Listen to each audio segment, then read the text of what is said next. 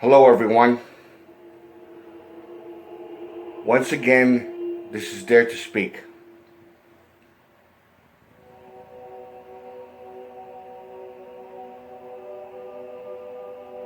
I want to talk about a subject that's very controversial. It's part of UFO folklore. And this has to do with the encounter of the Men in Black. There's this one story that I found very interesting. I read it in a book, and then later on I heard it on the Art Bell Show. It's a very, very interesting and very creepy type of story.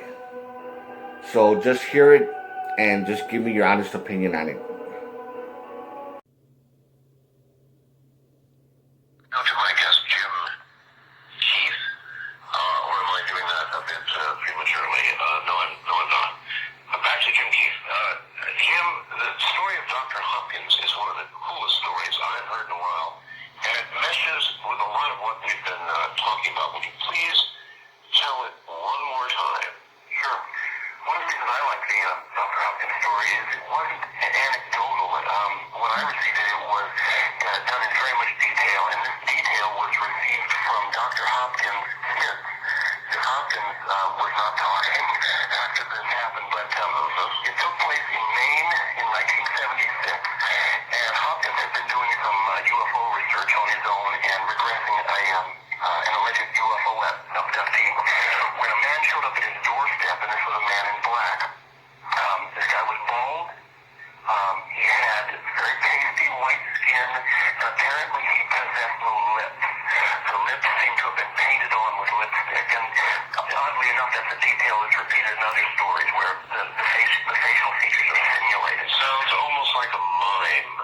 Yeah, could be, or a clone. But the man in black talked about with the doctor about his research, and then he told the doctor that there was a dime and a penny in the doctor's pocket. He reached in, and that's what was there. The man in black instructed the doctor to take the penny in his open hand, and as the doctor looked at the penny, with no sleight of hand, this all took place quite slowly. It turned silver, then blue, and then it dematerialized. And the way that the doctor expressed that this had taken place was that he felt the absence of the weight of the penny on his hand. This man in black asked Hopkins if he'd ever heard of a well-known UFO abductee, Barney Hill, who had recently died from a heart attack. And Hopkins said that he had heard of Barney Hill. And the man in black informed Dr. Hopkins that in fact this was no heart attack, but the same thing had happened to Barney Hill's heart as had happened to the penny in Dr. Hopkins' hand.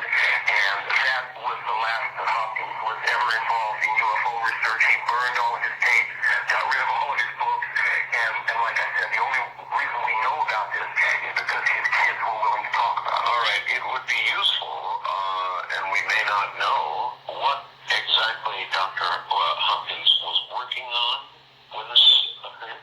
In fact, I have the name of the abductee who Hopkins was hypnotically regressing, but I just don't have it at my fingertips. I believe it's in the book.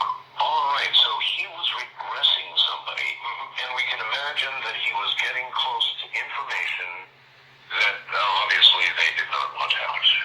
Right, and that's a familiar theme, of course, with the Men in Black, is that people find out about the secret of the UFOs, or they see a particularly spectacular sighting, and then they are encouraged in no uncertain terms to keep their mouth shut. And that's the story of the encounter with the Men in Black by Bud Hopkins. It's a very interesting and very scary story.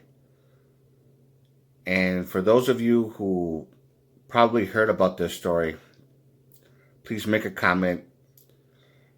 Questions or comments, like I said before, it's up to you. And this is Dare to Speak. And to all of you, take care.